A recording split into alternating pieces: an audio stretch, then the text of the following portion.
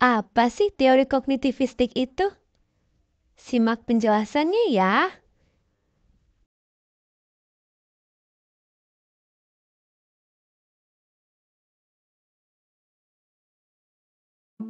Teori belajar adalah teori yang menjelaskan dengan pasti kejadian apa yang terjadi.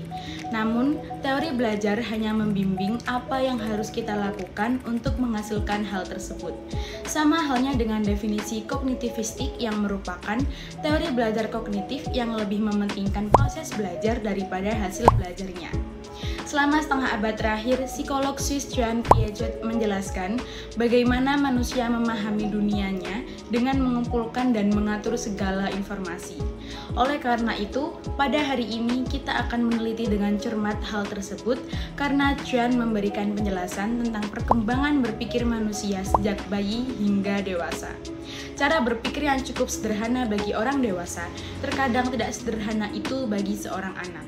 Misalnya, seorang anak mungkin mengalami kesulitan memahami bahwa dia adalah orang Inggris tetapi juga orang London karena dia tidak mampu mengklasifikasikan suatu konsep sebagaimana bagian dari konsep lain. Menurut Jean, proses berpikir manusia sejak lahir hingga dewasa akan berubah secara radikal meskipun perlahan, karena kita terus berupaya melakukannya untuk memahami segala fakta dunia. Di sini kami juga akan menjelajahi konsep utama seperti pemrosesan informasi, pengkodean, penyimpanan dalam ingatan, dan pengambilan keputusan. Selain itu, pengidentifikasian 4 faktor dalam proses kognitivistik adalah biologis pematangan, aktivitas, pengalaman sosial, dan keseimbangan yang mempengaruhi perubahan dalam pola berpikir. Bukti nyata tentang teori pembelajaran kognitivistik. Tujuannya adalah kami akan menunjukkan bahwa teori ini sangat relevan digunakan sampai sekarang untuk pembelajaran yang efektif bagi peserta didik. Penjelasan yang pertama dalam pembelajaran matematika. Seorang peserta didik jika sudah memahami prinsip pengurangan, maka ketika mempelajari prinsip pembagian akan terjadi proses pengintegrasian atau penggabungan antara prinsip pengurangan yang sudah dikuasainya dengan prinsip pembagian yang termasuk informasi baru. Dengan demikian, untuk memahami prinsip pembagian akan lebih mudah dan cepat karena sudah memiliki pemahaman pada prinsip pengurangan yang sebelumnya. Hal ini sejalan dengan belajar menurut kognitif, di mana terbentuk di dalam pikiran seseorang berdasarkan pemahaman dan pengalaman. Sebelumnya terlihat bagaimana cara agar kita bisa memecahkan soal pembagian dengan mengintegrasikan prinsip pengurangan. Caranya adalah dengan pengurangan berulang sebagai hasil integrasi. Misalnya, contoh soal yang tertera adalah 12 dibagi 4. Nah, untuk bisa mencari jawabannya, kita bisa dengan menggunakan prinsip yang sudah dipahami sebelumnya, yakni dengan pengurangan. Langkah-langkahnya yaitu dimulai dengan pertama, angka 12 kita kurangi dengan angka pembagian yang ada di soal, yaitu angka 4 sebanyak yang bisa, sehingga hasilnya menjadi 0. Kemudian, jika sudah dihitung berapa jumlah pengurangan 4 yang dilakukan untuk mendapatkan hasil 0, dari hasil tersebut ternyata jumlah pengurangan 4 yang didapat adalah 3, di mana didapat dari 12 kurang 4 sama dengan 8, 8 kurang 4 sama dengan 4, dan 4 kurang 4 sama dengan 0. Maka dapat disimpulkan jawaban dari 12 dibagi 4 adalah 3.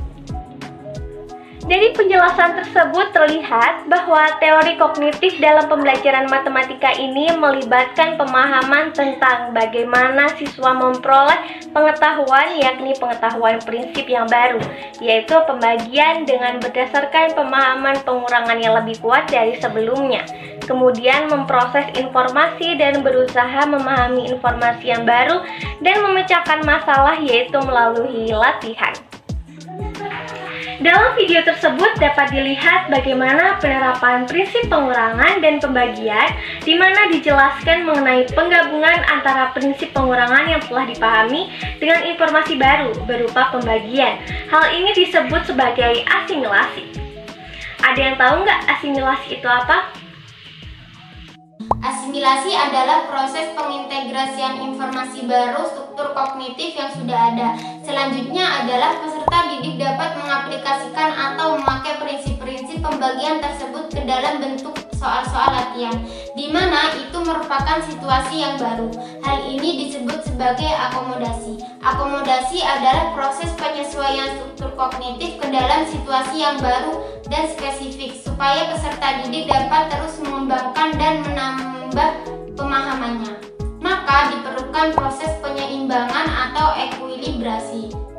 Ekuilibrasi adalah penyesuaian kesinambungan atau kelanjutan antara asimilasi dan akomodasi. Proses ekuilibrasi dalam pemahaman konsep pembagian melibatkan pengidentifikasian kesalahan dan pengoreksian pemahaman yang keliru.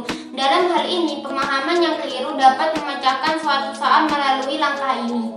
Peserta didik dapat memperoleh pemahaman yang lebih baik tentang pembagian dan memperbaiki keterampilan mereka dalam memecahkan masalah yang melibatkan operasi pembagian sebagai pendidik.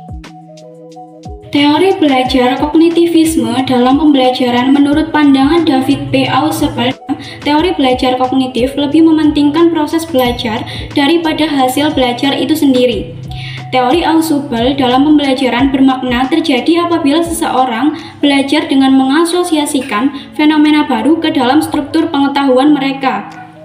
Dalam proses belajar, seseorang mengkonstruksi apa yang telah ia pelajari dan mengasosiasikan pengalaman, fenomena, dan fakta-fakta baru ke dalam struktur pengetahuan mereka.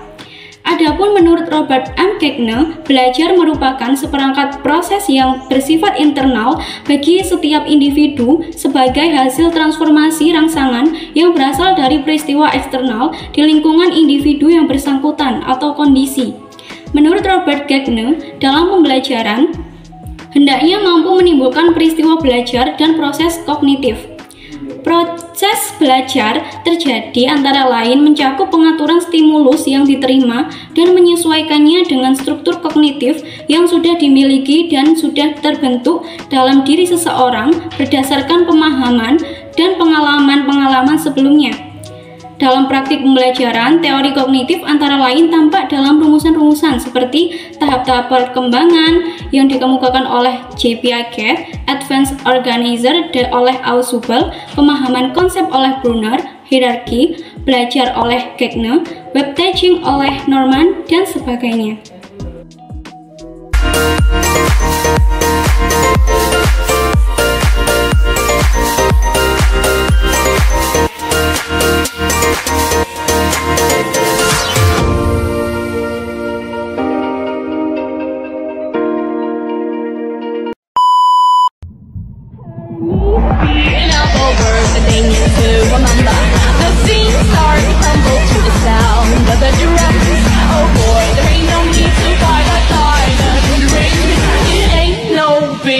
Just show her a little.